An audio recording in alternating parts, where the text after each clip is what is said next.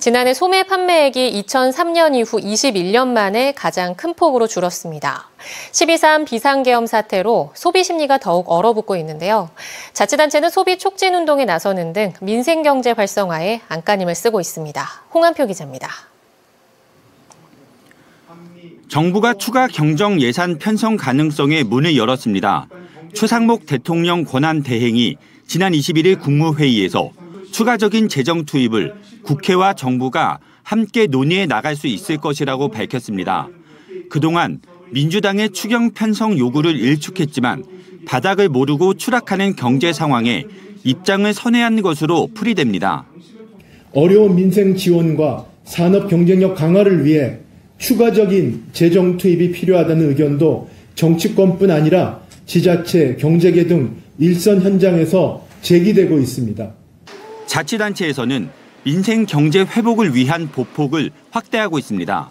우선 지역화폐의 구매 한도 상향에 속속 동참하고 있습니다.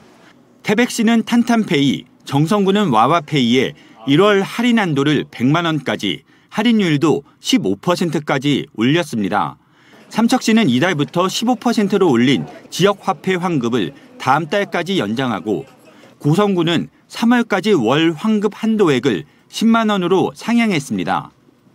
춘천시는 지역화폐인 춘천사랑 상품권 할인율을 기존 5%에서 1, 2월 10%로 올렸습니다. 노인, 장애인, 자활근로, 경단 여성 등 취약계층을 위한 일자리를 확대하고 아울러 직접 일자리 사업을 조기에 배치하여 상반기 채용 기회를 대폭 늘리도록 하겠습니다. 원주시는 1월 원주사랑 상품권의 할인율을 10%로 올리고 발행 규모도 100억 원으로 늘렸습니다. 횡성군도 착한 가격업소와 청년 소상공인에 추가 인센티브를 지급하기로 했습니다.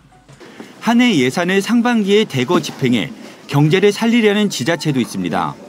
강원도가 올해 상반기 예산 조기 집행률을 70%까지 올려 5조 4,600억 원을 6월 이내 집행하기로 했습니다. 인제군도 올해 예산의 60%인 약 5,800억 원을 상반기에 집중 집행합니다. 강릉시는 서민경제, 소상공인, 중소기업 등 3대 집중 지원 분야에 올해 총 468억 원을 조기에 투입합니다. 우리 강릉시는 서민경제, 또 소상공인 지원, 또 중소기업 지원 분야에 총 470억 원을 집행할 계획이고, 특히 소상공인을 위한 예산은 140억 원을 집중 지원하겠습니다. 정성군이 추진한 1인당 30만 원의 민생회복 지원금 지급은 군의회 부결로 무산되자 정선 군민들의 반발이 이어졌고, 군의회는 의회 차원의 조례안을 마련해 31일 임시회에서 의결하기로 했습니다.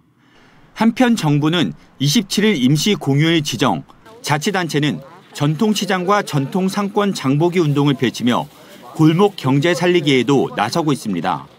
계엄과 탄핵, 전쟁이라는 국내 외발 악재로 인한 경제 위기가 지속되면서 경기 부양과 소비 촉진을 위한 자치단체들의 힘겨운 노력이 이어지고 있습니다. MBC 뉴스 홍한표입니다.